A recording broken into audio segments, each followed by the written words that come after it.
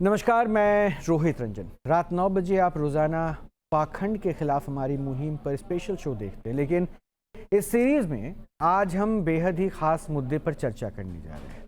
आज बात होगी उन मुस्लिम आक्रांताओं की जिन्हें आज उदारवादी और महान दिखाने का पाखंड किया जा रहा है। ऐसा ही एक मुग़ल शासक था औरंगज़ेब। एक अत्याचारी को अच्छा बादशाह बताने के बाद देश में गुस्सा फूटा।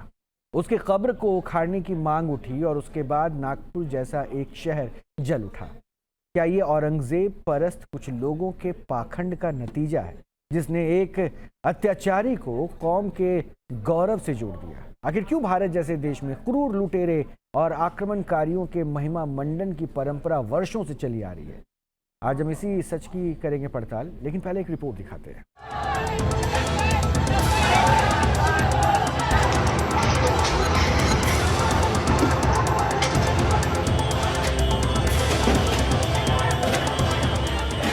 त्या ठिकाणी तयार झाला आणि नारे देऊ लागला। याच लोकांनी आग लावून टाकू असे हिंसक बोलणे प्रारंभ केल्याने पोलिसांनी त्या ठिकाणी बळाचा वापर केला।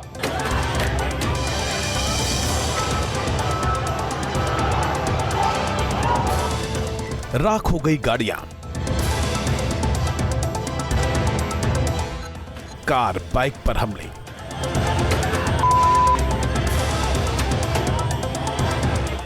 घरों में तोड़फोड़ और पत्थरबाजी, लाठी डंडे तलवार चाकू लहराते लोग, सड़क पर उपद्रवियों का तांडव। ये तस्वीरें महाराष्ट्र के नागपुर की हैं और ये सब कुछ हुआ मुगल शासक औरंगजेब की कब्र के चक्कर में। औरंगजेब की कब्र को हटाने के लिए प्रोटेस्ट हुआ और फिर ऐसी अफवाह फैलाई गई कि मरने मारने के लिए उतारू भीड़ आधी रात को सड़कों पर उतर पड़ी।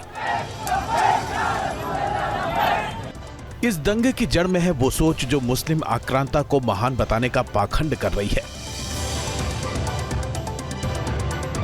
अगर देवेंद्र जी फडणवीस में दम है तो जो दंगेखोर है ना, उनको मखौका लगाइए।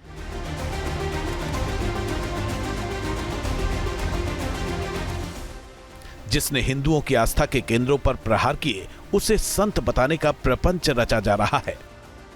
जिसने हिंदुओं पर अत्याचार किया उसे राष्ट्र निर्माता साबित करने का छल किया जा रहा है।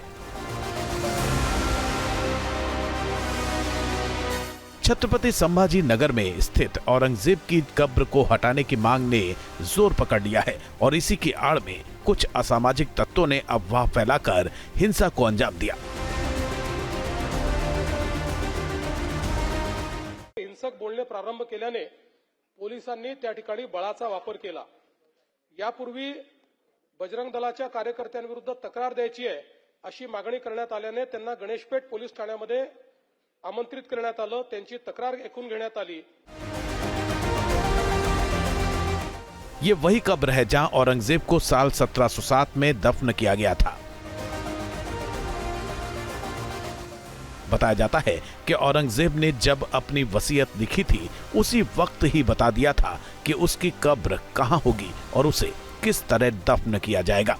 औरंगजेब ने ताकीद की थी कि उसकी कब्र सूफी संत सैयद जैनुद्दीन की मजार के पास बनाई जाए।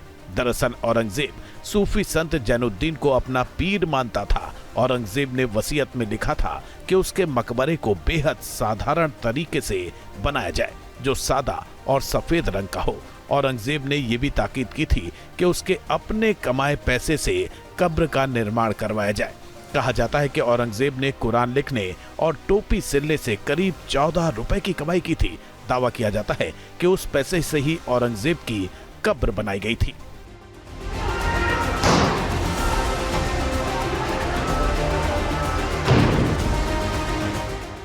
इतिहास के ये पन्ने निकालकर औरंगजेब के कुकर्मों को छिपाने की कोशिश हो रही है, लेकिन सनातन पर चोट करने वाले आतताई की इसी कब्र को हटाने की मांग ने इतना जोर पकड़ा कि नागपुर जल उठा। देखिए, आज जो भी चीज़ें इतिहास में लिखी गई हो, जो चीज़ें है वो है, हिस्टोरिकल फैक्ट्स जो है वो है। उसका समर्थन तो, गलत चीज़ों का समर्थन तो कोई भी नहीं करेगा।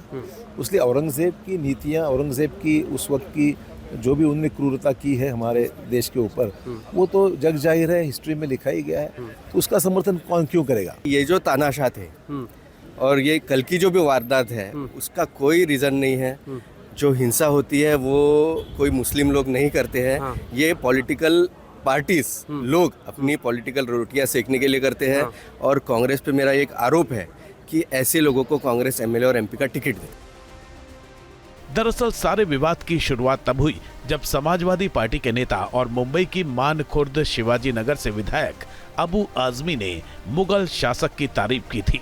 इसके बाद जैसे औरंगजेब को महान और संत बताने वालों की बाढ़ सी आ गई।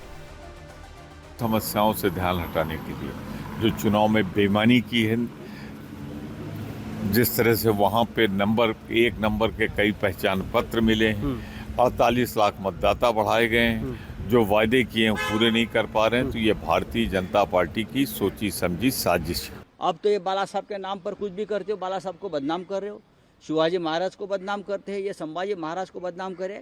उनकी एक नीति है, ये लोगों की आरएसएस और भाजपा की विचारधारा है। शिवाजी महाराज उनके हीरो कभी नहीं रहे। लेकिन इतिहास के पन्नों में दर्ज सच को झुठलाया नहीं जा सकता। अपने भाइयों का कत्ल कर औरंगजेब 1658 में मुगल सिंहासन पर बैठा। उसने अपने पिता शाहजहां को आगरा किले में नजरबंद कर दिया था, जिससे उनकी मृत्यु कैद में ही हुई।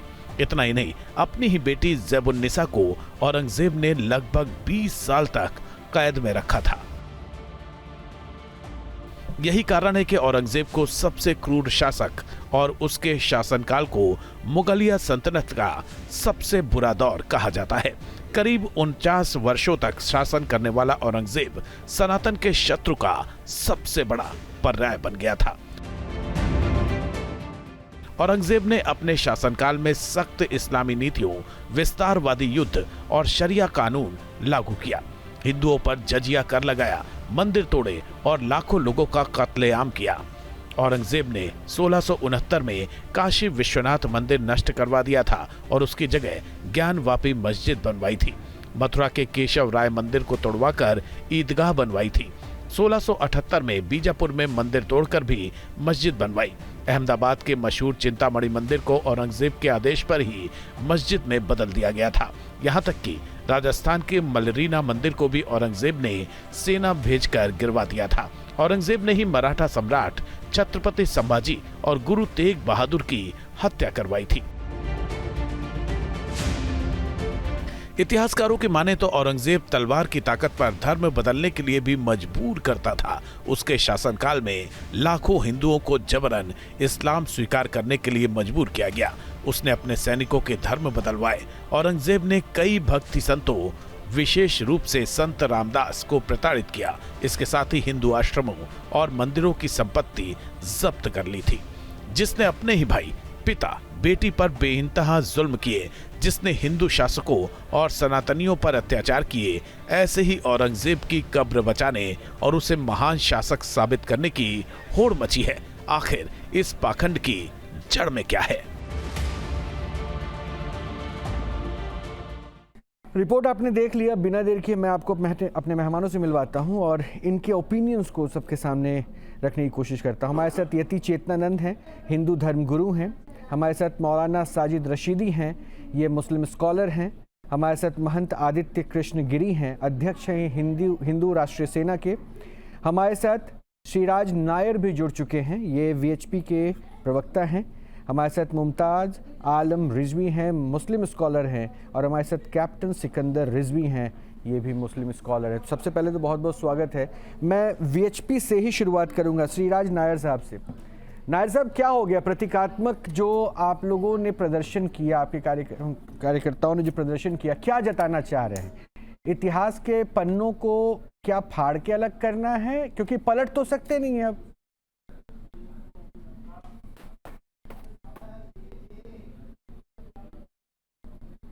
देखिए, विश्व भर में जहां जहां आक्रांताओं का राज रहा और उसके बाद पुनः जब स्वराज्य स्थापित हुआ, तब आक्रांताओं के चिन्हों और अवशेषों को हमेशा उखाड़ फेंके गए। इसके हम देखते हैं कि इवन भारत में भी आप देखिए सन 47 में आजादी के बाद जॉर्ज पंचम हो या लॉर्ड कर्जन हो, ऐसे गवर्नर जनरल इन सब के निशानियों को, इनके चिन्हों को उखाड़ फेंका गया। तो फिर यहाँ लाल किले मुंबई का में क्या रानीबाग में लॉर्ड कर्जन बैठा हुआ घोड़े पे, कर्जन को दक्षिण उतार कूच दिया, करने घोड़ा से वहीं पर है। पहले औरंगजेब तो लाल किले में ही अपनी लाल किले से ही तो सल्तनत चलती थी औरंगजेब की। दक्षिण कूच करने से पहले, जब दक्षिण भारत की तरफ वो कूच कर रहा था, उसके पहले तो दिल्ली से सल्तनत चलती थी। तो लाल किले का क्या करेंगे?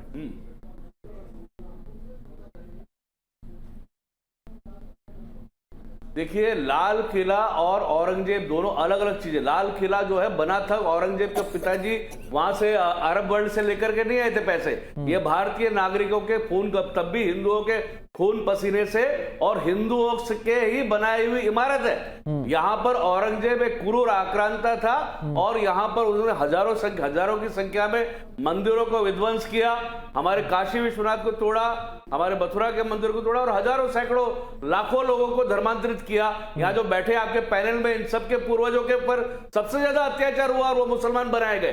तो ऐसे क्रूर आक्रांता जिन्होंने बहन बेटियों के साथ अत्याचार किए, मंदिर तोड़े, अपने बाप को जेल में डाला, अपने भाई का क्या विलंब, कर दिया। फिर दिक्कत कहाँ आ रही है? महाराष्ट्र की नायर साहब, जब सब कुछ स्पष्ट कर दिया आपने, मेरी थोड़ी मदद कर दीजिए। जब सब कुछ स्पष्ट कर दिया आपने, महाराष्ट्र के मुख्यमंत्री भी इशारों में कहते हैं, कई नेताओं ने भी स्पष्ट कर ही दिया है, तो फिर देरी क्या है? प्रतीकात्मक क्यों? फिर किस बात की देरी है? कब्र क्यों नहीं उखड़वाए? देखिए, हमने पहले ही कहा था ये आंदोलन तीन टप्पे में होगा, 3 हिस्सों में हम करेंगे। पहले तहसील स्तर पर और जिला स्तर पर ज्ञापन सौंपेंगे तहसीलदार और कलेक्टर को। दूसरा, हम महाराष्ट्र के माननीय मुख्यमंत्री जी, आर्कियोलॉजिकल सर्वे ऑफ इंडिया के अधिकारियों से मिलेंगे। और तीसरा, इन सब के बाद अगर ये कलंक को ढहाया नहीं जाता, जमींदोस्त नहीं किया जाता, इसको जमीन के साथ मिलाया नहीं जाता, तो हम कार सेवा करेंगे, ऐसे हमने कहा था और हम इस पर कायम है। पहले चरण में हमने सारे पूरे डिस्ट्रिक्ट बेसिस में तहसील थानों पर हमने ये याचिकाएं दी है गवर्नर, अपने तहसीलदार को और कलेक्टर्स को। दूसरे चरण में हम महाराष्ट्र के माननीय मुख्यमंत्री जी से मिलेंगे और अधिकारियों से मिलेंगे, आर्कियोलॉजिकल सर्वे इंडिया से भी हम वार्तालाप करेंगे। और तीसरे तबके में अगर नहीं हुआ तो हमने साफ कहा है कि जिस प्रकार से हमने राम जन्मभूमि के अवसर पर हमने जो कार सेवा की थी और हमने उस कलंक को हमने नस्तोनाबूद किया, नायब साहब एक काम करते हैं, अब क्विक रिएक्शन लेते हैं। आपने तो सब कुछ स्पष्ट कर दिया, पूरी प्लान बता दी। रशीदी साहब, आपकी नजर में औरंगजेब क्या आक्रांता या हमारे देश में शासन किया एक शासक था?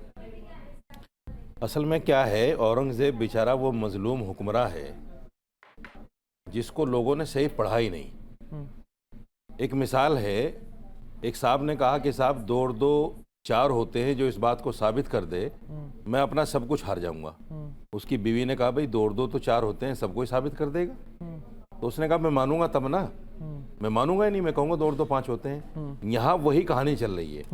सवाल ये है कि जिन हिस्ट्रीकारों ने हिंदुस्तान के अंदर हजारों किताबें औरंगजेब की मुआफ़क़त में लिखी है, आज तक किसी एक हिस्ट्रीकार, एक तारीखदां पर पाबंदी नहीं लगी, उनकी किताबों पर पाबंदी नहीं लगी।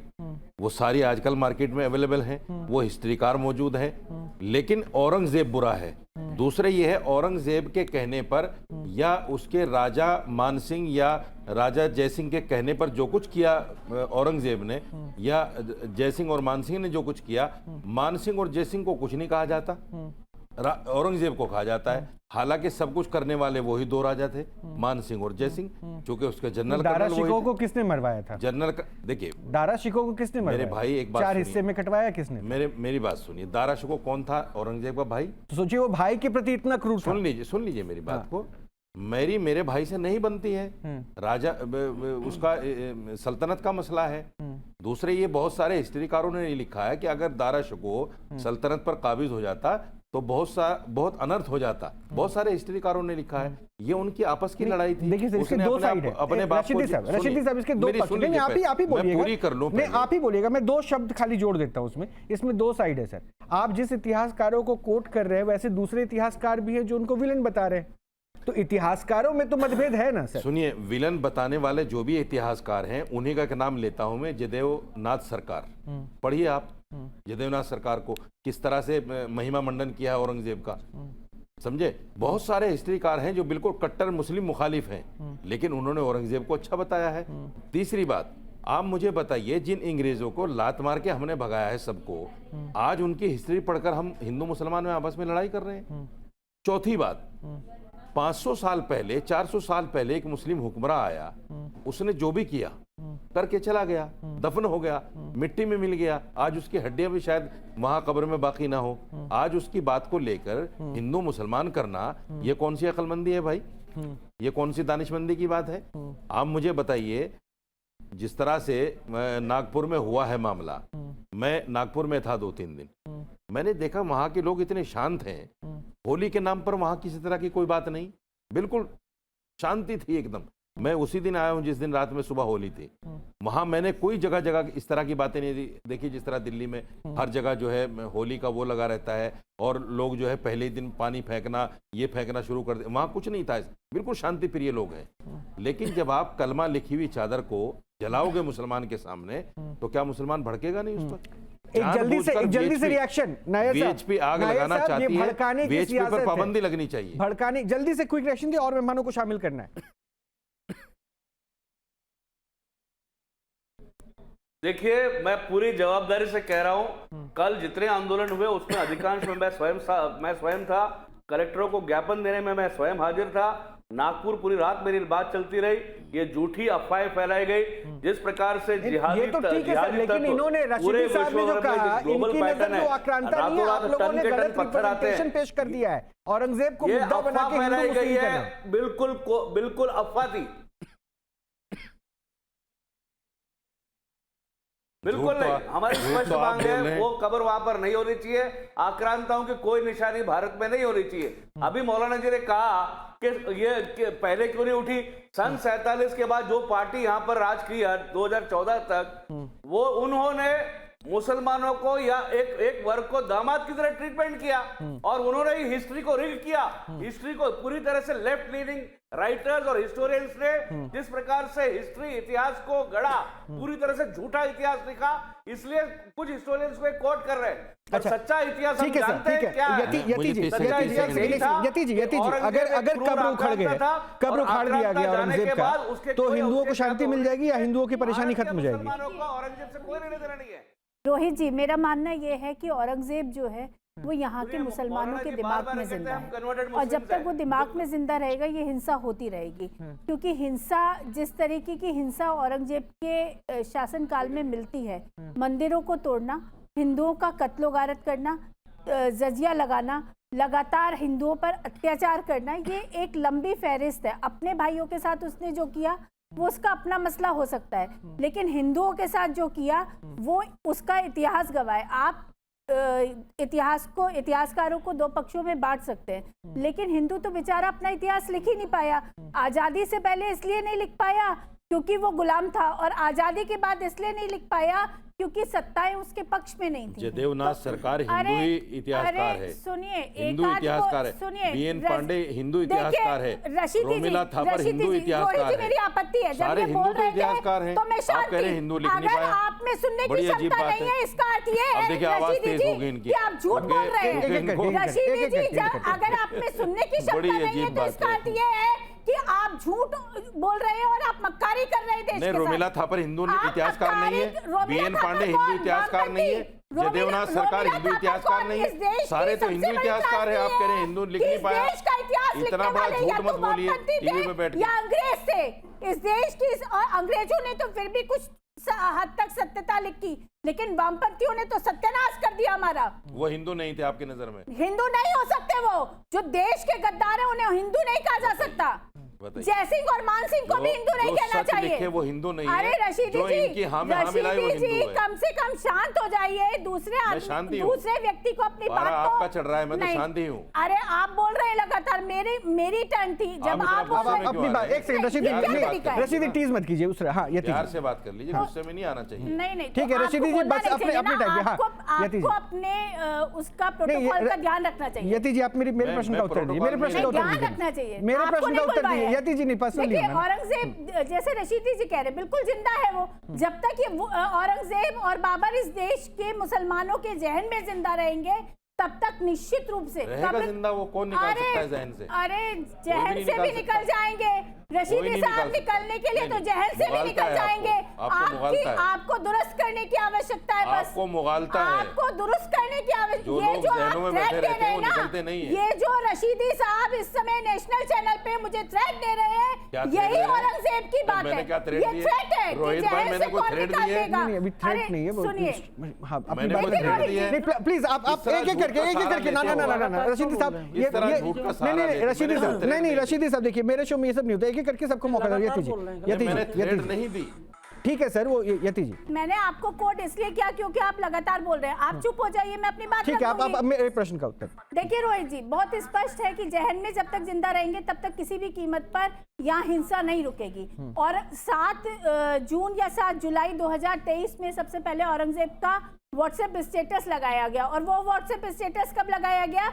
जब ओवैसी बंधु वहां फातिया पढ़ने गए उनकी कब्र पे। क्या आवश्यकता है उस मुद्दे को उखाड़ने की? आपने उखाड़ा तो अब अंजाम के लिए तैयार रहिए। हिंदुओं को आप लोगों ने ये समझ लिया कि वो चूड़ी पहनकर बैठा हुआ है, वो कुछ नहीं कहेगा। जिस तरीके से 70 साल तक तुष्टीकरण की राजनीति आप लोग करते रहे, हाँ ये थ्रेट है, हाँ ये थ्रेट है, हाँ ये थ्रेट है। अगर आप इसको एज अ थ्रेट लेना चाहते हैं रशीदी जी तो आपका स्वागत है, लेकिन ये नहीं होगा इस देश में कि औरंगजेब जैसे आक्रांता का महिमा मंडन आप लोग करते हैं। आप लोग महिमा मंडन करते रहे, आप लोग महिमा मंडन करते रहे। कैप्टन सिकंदर, ठीक है यति जी, ठीक है यति जी, कैप्टन सिकंदर रजा।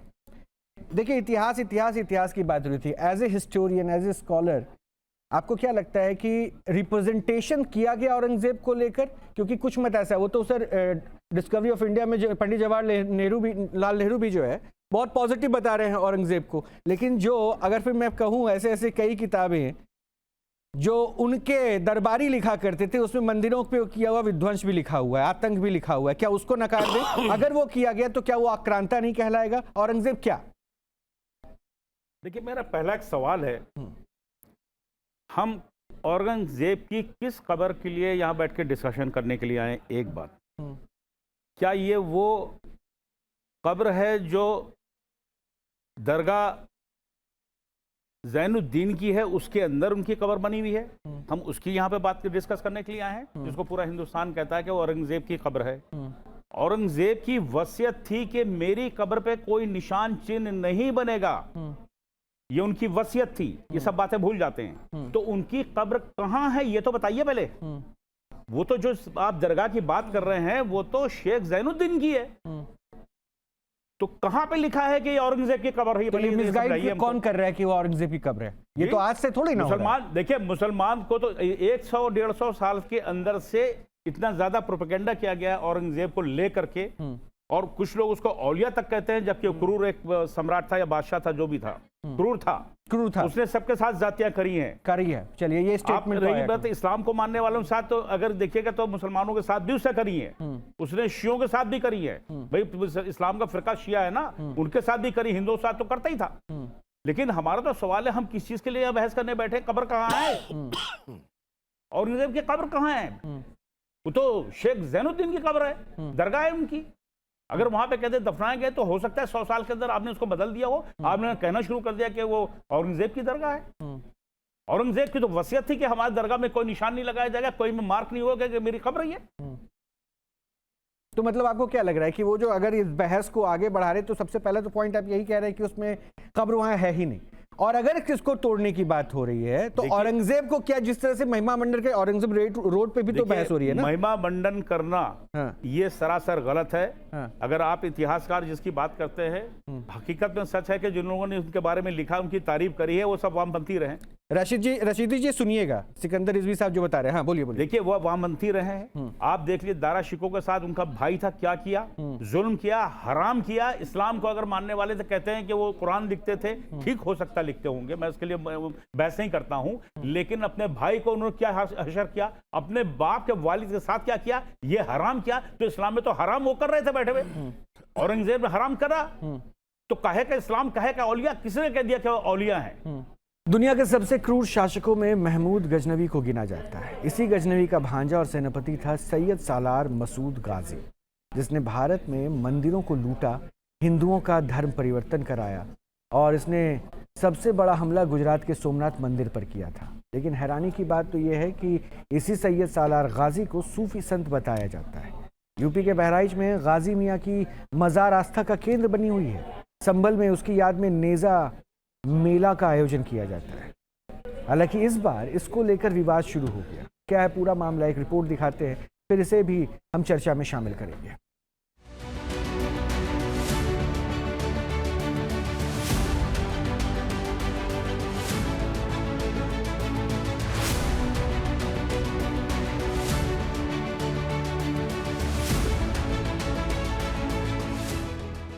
पहले औरंगजेब को महान बताने की साजिश। ये भारतीय जनता पार्टी हर मिली जुली संस्कृति, हर भाईचारे को और जो हमारे आपस के एक दूसरे के सम्मान करने का तरीका, जो रहने का तरीका है, जहां पर हम एक दूसरे से मिलते हैं, ये मेले क्या होते हैं जहां हम सब धर्म जाति के लोगों को मिलते हैं। अगर वो कुंभ की तारीफ कर सकते हैं तो किसी मेले और की तारीफ क्यों नहीं कर सकते? कि अगर महाकुंभ की ही बात अगर वो कर रहे हैं तो महाकुंभ में संगम तट पर वो भाईचारा था कि वहाँ कोई किसी को जाति नहीं पूछ रहा था। ब्राह्मण भी स्नान कर रहा था, चमार भी कर रहा था, राजभर भी कर रहा था, पासवान भी कर रहा था, धोबी दरकार कर रहा था, पटेल यादव भी कर रहा था, राजपूत भी, सारे लोग, सभी जाति धर्म के लोग जिनकी आस्था थी, सभी लोग एक ही घाट पर, एक ही संगम पर स्नान कर रहे हैं। ये भाईचारा था।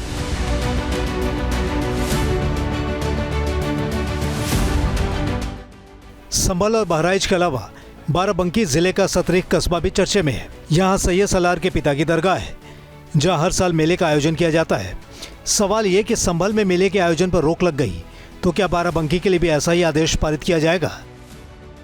ये सतरिक है, जिला बाराबंकी। यहाँ बूढ़े बाबा की दरगाह है और ये जो है गाजी मियाँ के पिताजी हैं, वालिद साहब। यहाँ लोग आते हैं बहुत दूर दूर से। बच्चों का अपने मुंडन हिंदू भाई कराते हैं, चादर चढ़ाते हैं, निशान चढ़ाते हैं और आम की सीख बड़े मंगल के बाद से चढ़ना शुरू हो जाती है। जानकार बताते हैं कि महमूद गजनवी से लेकर मुगल काल तक भारत में लंबे समय तक जबरन धर्मांतरण चलता रहा।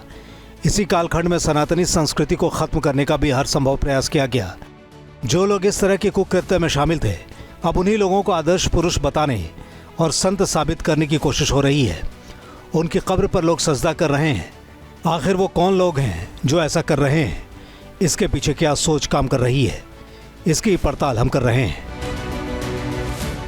आपकी नजर में औरंगजेब आक्रांता नहीं? बहुत अच्छा आदमी था, बहुत अच्छा आदमी था। ये आक्रांता बता रहे हैं, ये भी मुस्लिम स्कॉलर है। ये या तो फिर ये भी गलत बोल रहे हैं। औरंगजेब का नाम लेते हैं तब उसको रहमतुल्लाह अलैह कहते हैं। भी गलत बोल रहे हैं, इसीलिए कहते हैं रहमतुल्लाह अलैह उनको कि मुगल शासकों में सबसे बेहतरीन, सबसे अच्छा, सबसे मुनसिफ शासक था। जो सबसे ज्यादा, एक बार, जो सबसे ज्यादा कत्लेआम करता है, जो सबसे ज्यादा कत्लेआम करता है वो जो है वही औलिया बन जाता है। वो देखिए बगदादी था, वो औलिया बन गया था। अपने को बगदादी हमारे नजर में मुसलमान था ही नहीं। आपको उसने खलीफा डिक्लेयर बगदादी को हम मुसलमान ही नहीं मानते। औरंगजेब ने सबसे ज्यादा कत्ले काम किया तो वो औलिया बन गए। ये कम पढ़ा लिखा होने की बात है। ज़हनियत है। अरे भैया ज़हनियत बदलनी पड़ेगी। कभी बगदादी को अपना माना ही नहीं। बदलनी पड़ेगी। बगदादी तो दौर के हिसाब से ऊंट वाला दौर नहीं चलेगा। बगदादी तो इजरायली था। मार दिए तो हम औलिया बन गए, हमने इतने मार दिए तो हम खलीफा बन गए। रोहित भाई, मैं सीधी सी बात है, सीधी सी बात है, मार करके इतना कत्लेआम करके कैसे औलिया बन सकते हैं? रिजवी साहब ने बगदादी का नाम ले लिया, इनको यही पता नहीं बगदादी तो नहीं सर, बगदादी पे अभी ना पहुंचे, हम औरंगजेब पे ही बात करें। मुसलमान ही नहीं मानते उसको, वो तो इजरायली था। फैज साहब क्या लग रहा है? रिजवी साहब जी, आपकी नजर में क्या है? मतलब ये तो स्पष्ट कर दिया ना कि वो आक्रांता है, ये स्पष्ट हो गया। अब आपका पॉइंट ऑफ व्यू क्या जा रहा है? रशीदी साहब के साथ है या रिजवी साहब के साथ है? अब इसको हिंदू मुस्लिम पे भी नहीं ले जा रहा हूं मैं, तो औरंगजेब के ऊपर पूछ रहा हूं। इतना ही बता दूं कि और कुछ बताऊं? आपकी अपनी ओपिनियन बताइए ना सर, जो आप बता सकते हैं। देखिए ऐसा है कि जब आक्रांता की बात हो, हिस्ट्री की बात हो, तो फिर और आगे चले जाइए। अशोका के बारे में क्या ख्याल है? क्या कहेंगे आप अशोका को, अगर यही पैमाना है तो? ठीक है, फिर जो मैं कहना चाहता हूँ उसको गौर सुनिएगा। नहीं, अशोक की कब्र थोड़ी ना कहीं सर। नहीं, कब्र नहीं है, लेकिन वो क्या है, आक्रांता है कि नहीं? नहीं, आक्रांता है कि अशोका को आप कह सकते हैं आक्रांता? वो भाई को मरवाया था। आप अशोक से कंपेयर कर रहे हैं? नहीं, इसके अलावा भी मैं बता दूं, समुद्रगुप्त मौर्य, उनका तो चंद्रगुप्त मौर्य, इनके सबके दौर देख लीजिए आप। क्या मतलब, ये लोग बिल्कुल ऐसे हाथ पे हाथ बांधे रखे हुए थे। हाँ, और आ जाइए फिर आगे जाएंगे तो आप महाभारत में क्या हुआ? एक बात बताइए सर, आप बहुत अच्छा इतिहास का कोट कर रहे हैं, आप ही बोलिएगा, आप ही बोलिए। मुझे सर 2-4 पॉइंट बता दीजिए। रिजवी साहब भी हैं, महंत जी भी हैं, और ये सारे मेहमान हैं। मुझे बताइए, जिनका नाम आपने कहा, अशोक का नाम लिया, इन लोगों ने कितनी मस्जिदें तोड़वाई? नहीं, उस दौर में क्यों नहीं मंदिरों को तोड़ देना, वो आक्रांता नहीं कर रहे। मस्जिद उस दौर में, अरे नहीं थी तो आप तो वही चीज मैं कह रहा हूं। कितने मुस्लिमों को लेके उनका कन्वर्जन कर दिया गया? बौद्ध के मंदिर नहीं तोड़े गए? कितने मुस्लिमों के मंदिर तोड़े गए? कन्वर्ट कर दिया? बौद्धों के मंदिर तोड़े गए कि नहीं? आपसे बौद्धों के मंदिर तोड़े गए, उसका जवाब दीजिए ना सर। आपने जो कंपेयर किया उस कंपैरिजन को जरा समझा दीजिए मुझे। मैं आपको देखो एक चीज बता रहा हूं, मैं तो उस पे चला गया सिर्फ आपकी वजह से। मैं आ रहा हूं, देखिए आप या तो मुझसे आप ही से बात हो रहा है सर, यहाँ बात अपनी रहना। नहीं तो एक सेकंड, इन लोगों ने क्या किया? नहीं, इन लोगों ने ऐसे नहीं कोट करेंगे। देखिए, आज के बादशाह ने बड़ी खूबसूरती से अपने सारे मसाइल को कल के बादशाह पे डाल दिया। अब ये लोग आज के बादशाह से नहीं पूछते कि 11 साल की सरकार हो गई मोदी जी की, गौ माता को राष्ट्रीय माता, राष्ट्रीय पशु क्यों नहीं बनाया गया? ये सवाल नहीं कर रहे हैं कि पूरे देश से स्लाटर हाउस क्यों नहीं बंद किया गया, सब स्लाटर हाउस बंद करना चाहिए, उस पर ये सवाल नहीं कर रहे हैं। सनातन बोर्ड के लिए अभी ये लोग हंगामा कर रहे थे, बड़ी खूबसूरती से उसको गायब कर दिया गया। अब ये सनातन बोर्ड नहीं कर रहे हैं। और आ जाइए, गंगा जमुना 50,000 करोड़ रुपया खर्च हो गया, सरकार आएगी ये कर दूंगा। यूपी में तो सरकार इनकी, जमुना तो सिर्फ दिल्ली में नहीं है ना, जाके मथुरा में देख लीजिए क्या हालत है जमुना जी की, क्यों साफ नहीं हुई? ये कह रहे हैं दिल्ली में। मैं एक मिनट, तो ये सवाल ये लोग नहीं उठा रहे, ये चले गए औरंगजेब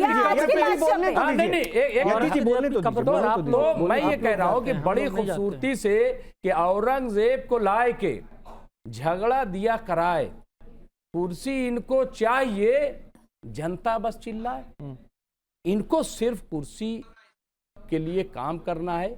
और जो इनसे सवाल कर सकते हैं वो इसको घुमा दें। अगर इसका जवाब आपने दे दिया हो, पूरा पॉलिटिकल पॉइंट ऑफ व्यू आपने रख दिया, एजेंडा बता दिया, अब मेरे सवाल पे एक लाइन में जवाब दे दीजिए ना। आपकी नजर में आक्रांता या शासक? औरंगजेब शासक। बिल्कुल, आक्रांता कैसे? यही पैदा हुए औरंगजेब। उसके बाद मतलब उसके पूरे एंसेस्टर्स भी यही कहां पैदा हुए? नहीं, उसके सारे एंसेस्टर्स भी यही। औरंगजेब अगर 1 रुपया, उसके सारे एंसेस्टर्स भी यही बैठाकर कोई साबित कर देगा कि 1 रुपया वो लेके गया यहाँ से विदेश, गया ही नहीं वो यहाँ से, वो गया ही नहीं ना गया ना आया, वो तो यही पैदा हुआ।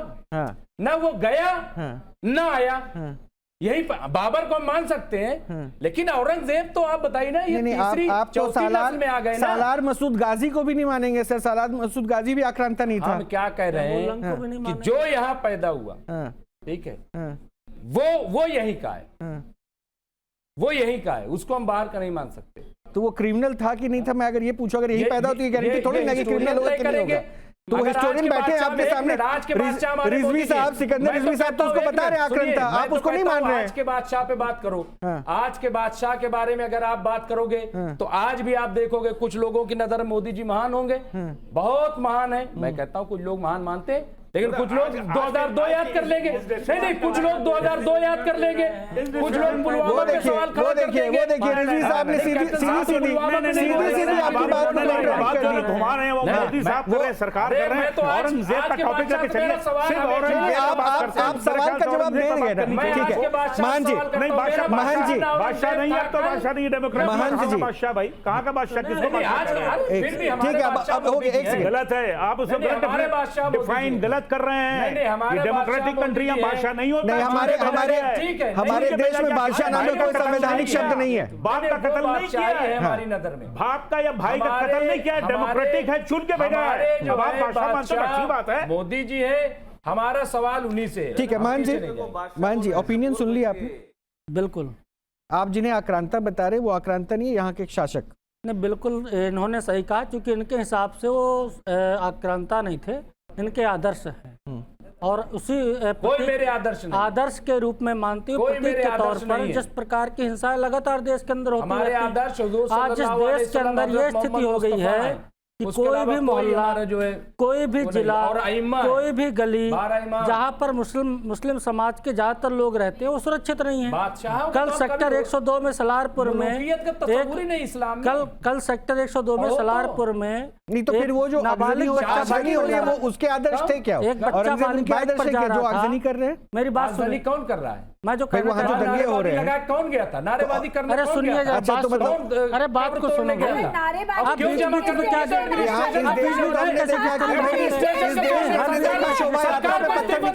तो फिर वो कौन है? सरकार को इस्तीफा देना चाहिए, एडमिनिस्ट्रेशन को क्यों आप आवाज को बीच में कर देते हो? कैसे हो गई अर्जनी जो इस देश में एक एक करके बोल लीजिए, एक एक करके बोलिए। महान जी एक सेकंड, रिजवी साहब अब एक एक करके, अब आप महान जी को सुन लीजिए, महान जी को सुन लीजिए। अरे आप बीच महान जी को सुन कर रहे हैं भाई, दूसरे को बोलने दीजिए, लगातार कंटिन्यू आपको बोलना। बोलिए पवार को जिम्मेदारी सौंपनी है। कल सेक्टर 102 नोएडा में ही एक बच्चा बाइक पर जा रहा था, वो मुसलमानों के मोहल्ले से, वहां पर उसको जो 50 लोगों ने घेर लिया, मेरे पास वीडियो भी है, 50 टोपी पहने हुए, जबकि रमजान का पवित्र महीना मानते हैं लोग।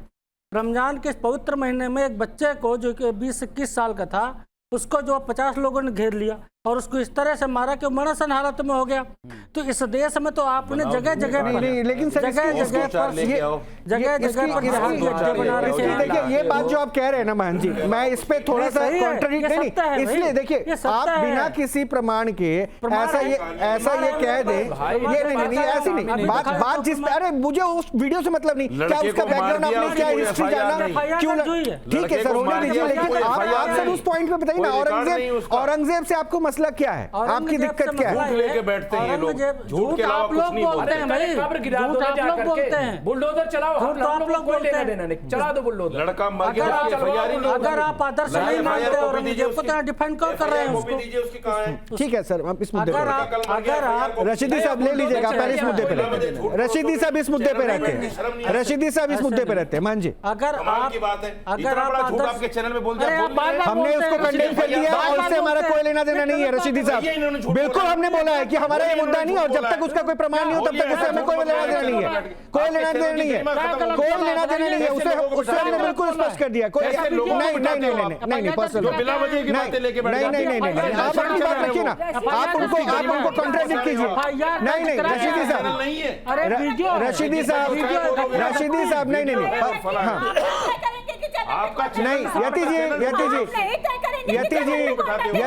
यति जी नहीं, आप अपनी बात रखिए, नहीं आप कहीं के तर्क मत रखिए, इस तरह पूरी कम्युनिटी को कटघरे में नहीं खड़ा कर सकते ना। कम्युनिटी औरंगजेब का मसला है, औरंगजेब के मसले पे बात कीजिए, कम्युनिटी को नहीं, ये जरूरी थोड़ी ना कि पूरी कम्युनिटी को आप कटघरे पे डालेंगे। कुछ पड़ा है नहीं, एक एक करके सिकंदर रिजवी क्या हो रहा है, परेशानी क्या हो रही है, औरंगजेब के मुद्दे पर इतना ज्यादा बंटवारा क्यों दिख रहा है? भाई देखिए ऐसा है कि एक तबका मुसलमानों को है, उनको औलिया मानता है, उनको मानता है, और तो क्या उसको इतिहास के पन्नों की सही जानकारी नहीं? देखिए इतिहास के पन्ने के चक्कर क्या है कि यहाँ पर काफी फिरके, मुसलमानों तो फिरके बहुत है ना, बहुत से स्कूल ऑफ थॉट हैं, सब अलग अलग हैं। अगर आप स्कूल ऑफ थॉट में जाइएगा, अल अज़हर यूनिवर्सिटी वालों से पूछिएगा, काहिरा में है इजिप्ट के अंदर, उनसे पूछिएगा औरंगजेब के बारे में कुछ नहीं जानते।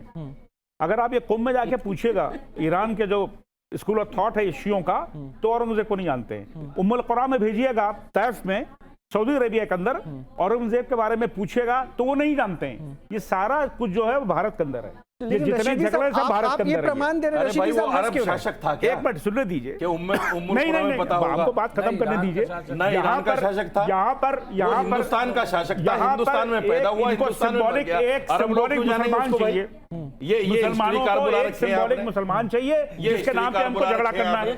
बिल्कुल पढ़ा ठीक से पढ़ के बात करता हूँ मैं, तो कह रहा हूँ खुद की खबर ही नहीं, आप बता रहे खबर है, कहाँ खबर है?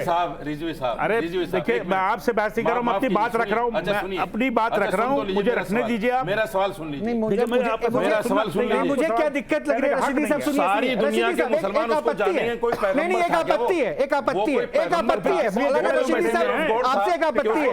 ऐसा आप साबित करने में लगे हुए हैं कि यहाँ एक सेकंड रिजवी साहब प्लीज इंटरप्ट मत कीजिएगा। रशीदी साहब एक ऐसा साबित करने में लगे, एक आप ही ज्ञानी है, बाद बाकी सारे पैनल में बैठे मूर्ख हैं, तो फिर क्या है? आप क्यों बार बार इंटरप्ट कर रहे हैं? क्यों बार बार? सर आपको जब मौका मिला, नहीं आपको जब मौका मिला तब मैंने दिया सर। नहीं नहीं नहीं नहीं नहीं राशिद जी, फिर ये गलत है ना सर, नहीं ये डिबेट का तरीका गलत हो जाएगा। उन्हें दुनिया का सब मुसलमान जानेगा, बादशाह को क्यों जानेगा अरब मुसलमान हिंदू के बादशाह को? तो ये बात उनको अपनी समय पर बोल दीजिएगा, बीच में इंटरप्ट मत कीजिए, डिबेट में इंटरप्शन मत कीजिए, इंटरप्शन मत कीजिए। अरे ठीक है, इंटरप्शन मत कीजिए, मुसलमानों में है मसलक, लेकिन वो मैसेंजर ऑफ गॉड नहीं है। इंटरप्शन मत कीजिए, या कोई इमाम नहीं है अब बोलिए, हम मसलकों में लेके जाएंगे उनको। एक सेकंड पहले रिजवी साहब, हाँ सिकंदर साहब, देखिए ये जितना झगड़ा हो रहा है भारत के मुसलमान के अंदर बहुत बड़ी प्रॉब्लम है। मौलाना प्रॉब्लम ये है कि किसी को एक को सिंबॉलिक बनाने के बाद, एक को सिंबॉलिक बनाने के बाद सारे झगड़े शुरू हो जाते हैं। आ रहा हूँ शिशिर साहब, उसके बाद आप बोल लीजिएगा। सिंबॉलिक कौन बना रहा है? सिंबॉलिक बनाने के बाद सारे झगड़े शुरू हो जाते हैं। सिंबॉलिक कौन बना? सिंबॉलिक किसने बनाया? आप देखिए यहाँ पे कई स्कूल सिंबॉलिक का मतलब समझते हो? रशीदी साहब खत्म करने दीजिए। नहीं सिंबॉलिक का नहीं रशीदी साहब बीच में कमेंट नहीं मानते हो भाई, रशीदी साहब नहीं, आप पढ़े लिखे, मैं पढ़ा नहीं है। जब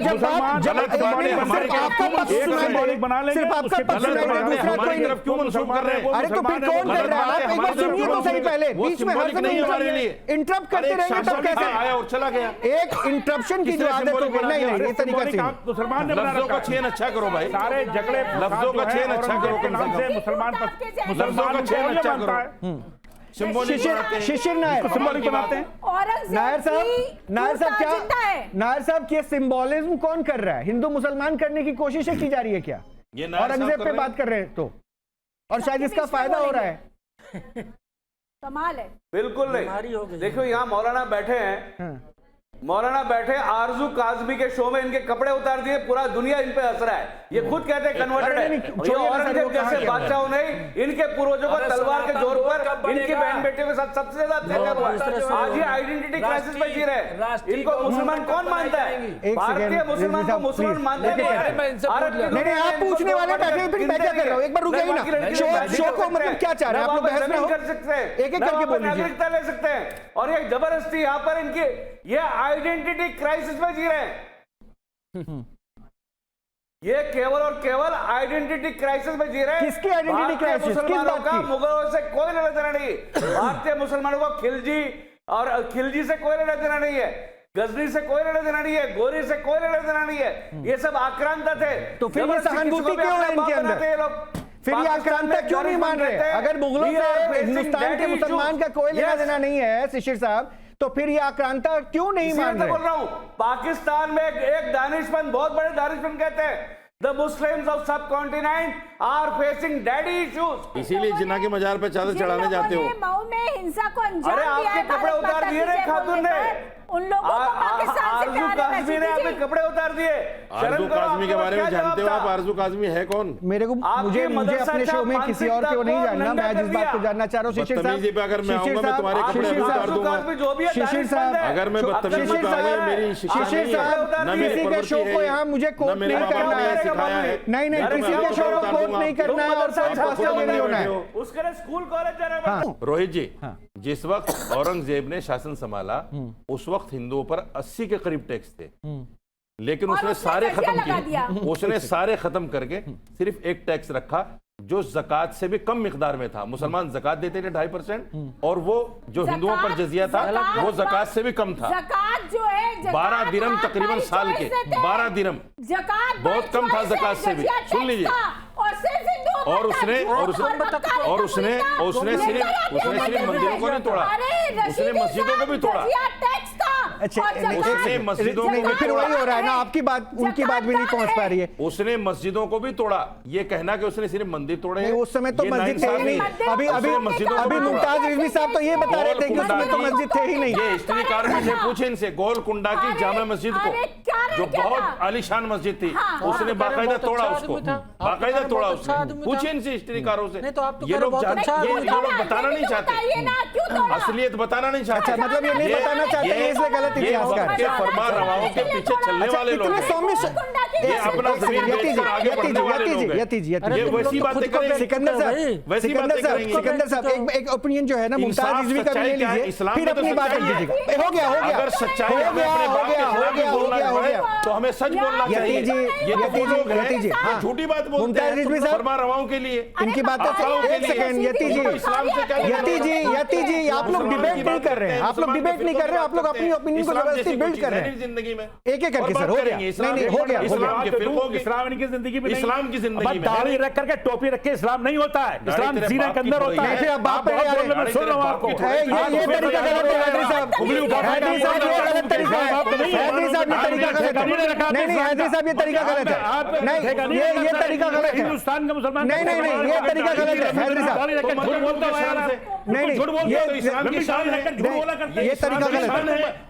ये इस्लाम की शान है। अगर तू मुसलमान है, ये इस्लाम की शान है। ये इस्लाम नहीं मुसलमान है तो मानना चाहिए तुझे। अपने को मुसलमान ही नहीं है। अरे पक्का इस्लाम मत देखो, मुसलमान देख लो भाई, जो पढ़ा लिखा हुआ कहता है तो मुसलमान मैं मस्जिद में नहीं पढ़ा अभी पे, मुसलमान ही अरे नहीं। मैंने दावे के साथ मस्जिद में मैंने पढ़ाई नहीं करी है, मस्जिद में मैंने पढ़ाई करी चापल उसी नहीं करी है। आप लोग क्रिमिनल को साथ देते हो और इस्लाम के लिए क्योंकि क्रिमिनल था। अगर सच अपने बाप के खिलाफ भी बोलना पड़े तो बोलो, और क्रिमिनल झूठ बोलते इतनी देर से बर्दाश्त कर रहा हूं, जो भी आ रहा मुंह में बोल रहे सारे मुसलमानों को ठेका दे रखा, पढ़े लिखे है नहीं, अरे पीएचडी करके आया भाई को मानते नहीं। पीएचडी हूं, पीएचडी ऐसे ले दे के की होगी पीएचडी? नहीं, लंबी दाढ़ी नहीं रखता मुसलमान, इतनी बड़ी दाढ़ी रखी, बगदादी ने भी लंबी दाढ़ी थी, बिन लादेन की भी लंबी दाढ़ी थी। अब बिना दाढ़ी का को होता ही नहीं है, जो दाढ़ी रखे वो इस्लाम है, अरे बिन लादेन को इस्लाम नहीं है। हद हो गई यार, जो बिन लादेन को बोल रहे हैं, जो मुंह सारे ऐसे लोगों के नाम क्यों ले रहे हो ठेका इन्होंने ले रखा है पूरे हिंदुस्तान। नहीं मानते बिन लादेन को, 18 करोड़ मुसलमान हैं, 25 बोला करते हैं। ये सारे नाम तो याद है, बिन लादेन का तुम्हें याद है, ये मुसलमानों का बगदादी का नाम तुम्हें याद है, हम तो नहीं मानते। एक फौजी का किसी फाइटर पायलट का नाम बताओ, तुम्हारे बिरादरी का कोई एक नाम बताओ। मैं अब्दुल हमीद को नहीं जानते, अब्दुल हमीद सोल्जर थे, हवलदार थे, फाइटर पायलट का नहीं जानते, लड़ाकू पायलट, शर्म आनी चाहिए बताओ एक है आपकी बिरादरी, शर्म आनी चाहिए। नहीं है वीर अब्दुल हमीद को नहीं जानते, शर्म आनी चाहिए। अशफाकुल्लाह खान को नहीं जानते, अरे भैया अशफाकुल्लाह खान तो मर जाओ डूब के, बिस्मिल के मर जाओ डूब के, शर्म आनी चाहिए। आप डूब मर जाओ यार, लंबी दाढ़ी रशीदी साहब ये डिबेट ऐसे ही करना था, ऐसे ही डिबेट करना था रशीदी साहब, ऐसे ही डिबेट करना था, ऐसे डिबेट करना था, ऐसे ही डिबेट करना था, जिन्हें मुसलमानों के फाइटर का पता नहीं। अरे आपको कुछ नहीं पता, जो आपकी ओपिनियन से ना मैच करे वो मुसलमान भी नहीं। बताइए अब उनके मुसलमान होने पर भी प्रश्न उठा रहे हैं। मदरसे में पढ़ा, अल्हम्दुलिल्लाह लाख दर्जे अच्छा। मुमताज रिजवी अच्छा लग रहा है, अच्छा लग रहा है। एक मुसलमान को दूसरा मुसलमान बोल रहा है कि मुसलमान नहीं, अच्छा लग रहा है आपको? ईमान की चीज नहीं, आपको अच्छा लगना चाहिए। आपको मेरे छोड़ दे तो आपको तो बहुत अच्छा लग रहा है, इसलिए आप खामोशी से मजे ले रहे हैं। आपने मुझसे कह दिया मैं चुप बैठ, आपने खामोशी से मजे लेने का ठान रखा है, खामोशी से मतलब आपको कम से कम बीच में उनको रोकना चाहिए ना। मैं किसी को नहीं, मैं चुप बैठ गया। आपने हमसे कहा चुप हो जाओ तो मैं चुप बैठ गया। नहीं अब तो मैं चाह रहा हूँ, बोलिए क्या दिक्कत है, नहीं क्या परेशानी होगी, क्यों चुप हो जाओ, क्यों एक दूसरे के ईमान के ऊपर प्रश्न कर रहे हैं? तो भाई मुझे क्या लेना देना, मैं चुप हूँ अपना, ठीक है। नहीं तो अब तो पूछ रहा हूँ ना, बताइए ना सर, क्या पूछ रहे हैं आप कि आपस में क्यों मुसलमान आपस में लड़ गए? एक औरंगजेब इतना बड़ा हो गया कि आपस में एक कम्युनिटी लड़ रही है। नहीं बहस हो रही है। नहीं सर, अभी आपसे नहीं पूछा, अभी आप प्लीज अब तक नहीं, आप कमेंट मत दीजिए, आप कमेंट मत दीजिए। और आपकी वजह से सारे के सारे मेहमान नहीं बोल पा रहे, इसलिए वो देखिए मुमताज साहब भी नाराज हो गए। मुमताज साहब नहीं मैं बिल्कुल नाराज नहीं हूँ, मैं सुन रहा हूँ कि भाई चलिए ठीक है, एक बहस हो रही, होने दीजिए। देखिए मैं फिर बात वही कहूँगा कि मेरा बादशाह औरंगजेब नहीं था, मेरा आइडियल औरंगजेब नहीं है, ठीक है। हम ये कह रहे हैं कि हमारा सवाल आज के हुक्मरान से है, हमारा सवाल आज के बादशाह से है। जहाँ तक आक्रांता आने की बात है, ये लोग बैठे हैं, हिस्टोरियन हैं, बड़ी अच्छी बात है। हमें बताएं आर्यन कब आए, कहाँ से आए, बताएं हमें कौन थे आर्यन, और ओरिजिन कौन है भारत का, हमें ये बता दें। कि भारत का ओरिजिन कौन है और आर्यन कहाँ से आए, हमें इस बात का जवाब ये लोग दे दें, उसके बाद हम अपनी बात को आगे बढ़ाएंगे। और हम कभी भी हम फिर कह रहे हैं, हम आज के इशू पे रहना चाहते हैं। हम चाहते हैं कि रोजगार पे बात हो और आज के बादशाह से बात हो, बेरोजगार इस पे महंगाई पे बात हो और आज के बादशाह से बात हो। ये जो लोग लड़ रहे हैं दरअसल ये सिर्फ गुमराह करने की बात है। ये सिर्फ और सिर्फ कि कहीं कोई जेन्युइन सवाल न कर ले, कहीं जेन्युइन कोई क्वेश्चन ना आ जाए, और इन लोगों को काम पे लगा दिया है। ये लोग जो है काम पे तो हर कोई लगा है, ये लोग काम पे लगे हैं। एक सेकंड, ये लोग जानते भी नहीं है। नहीं, टॉपिक उनको अच्छे से पता था, लेकिन मैं एक बात इनको जानकारी और दे दूं। सुनिए, सुन लीजिए, हो गया, मेरे पास समय इतना ही है। रिजवी साहब, एक बात मैं आपको जाते तो जरूर बोलना चाहता हूँ। एक फाइनल कमेंट सिकंदर रिजवी आपको ही मौका दूंगा। मैं एक कमेंट बोलना चाहता हूँ सर। आज से जो कंपेयर कर रहे थे ना, ये इतिहास के पन्नों में दर्ज किया हुआ आज नहीं है। ये जब इतिहासकार बैठे तब पन्ने लिखेंगे। और पहली चीज जो आप हुक्मरान और ये कह रहे, बादशाह नाम का शब्द हमारे किसी संवैधानिक दस्तावेज में नहीं लिखा हुआ है, पहला। दूसरा, चौकीदार लिखा है। सुनिए सर, सुनिए, आप कुतर्क कर रहे हैं और बेहतर है वो अपने आप को क्या कोट कर रहे हैं। आप देश के बादशाह बता रहे हैं। पहली बात सुनिए।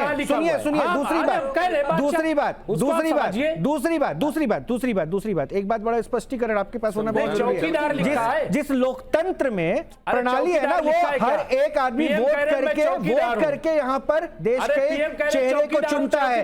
वो शासक की तरह नहीं कि हमला किया क्रांता की तरह और उसके बाद इस देश का राजा बन गया। बहरहाल आप लोगों ने तय कर रखा है कि डिबेट नहीं करनी है। सिकंदर रिजवी साहब, क्या परेशानी है, बस ये बता दिए। फाइनल कमेंट इसका अंत कहां? डॉक्टर एपीजे अब्दुल कलाम देश के आपको उस समय चुप कराना चाहिए था जब इनके ऊपर इनके वालिद के ऊपर जब उन्होंने कमेंट किया, तब आपको उस समय चुप कराना चाहिए था। सिकंदर रिजवी साहब, मेरा सवाल सिकंदर रिजवी साहब से है। सिकंदर रिजवी साहब, ये क्या हो रहा है और इसका ये इतिहास के पन्नों में वर्तमान का क्या असर है? मैं देखिए, मैं आपको बता दूं, यहाँ पर तो ना तो इतिहास हो रहा है और ना पर यहाँ पर हो रहा है औरंगजेब। यहाँ पे मुसलमानों की तिरमिलाहट है इस सरकार के अगेंस्ट में, या महाराष्ट्र की जो सरकार चल रही है बीजेपी के। मैं इस समय बीजेपी का मैं फेवर की बात नहीं कर रहा हूँ, और चाहे यूपी की सरकार हो चाहे मध्य प्रदेश की सरकार हो, मुसलमानों की तिरमिलाहट है। और तिरमिलाहट कहीं ना कहीं निकाली जाती है, भड़ास जिसे कहते हैं निकालना। वो आप औरंगजेब का नाम लिए तो भड़ास निकलेगी, आप किसी का नाम ले ली भड़ास निकलेगी। वो कोई बहाना ढूंढा करते हैं मुसलमान लड़ने का, सीधी सी मुसलमान अपोज करते हैं। अरे क्या बात कर रहे हो? नहीं, एक बात बिल्कुल स्पष्ट हो गया कि इस देश में मुद्दे जो है हिंदू मुसलमान के साथ जुड़ जाते हैं और उस पर राजनीति भी अच्छे से होने लगती है। और शायद यही भाव है कि एक आक्रांता को लेकर आक्रांत है या नहीं, इस पर भी अब चर्चा हो रही है। शुक्रिया आप सभी का जुड़ने के लिए। शुक्रिया आप सभी का, आप लोगों का भी बहुत बहुत शुक्रिया हमसे जुड़ने के लिए। अभी के लिए इतना ही, नमस्कार।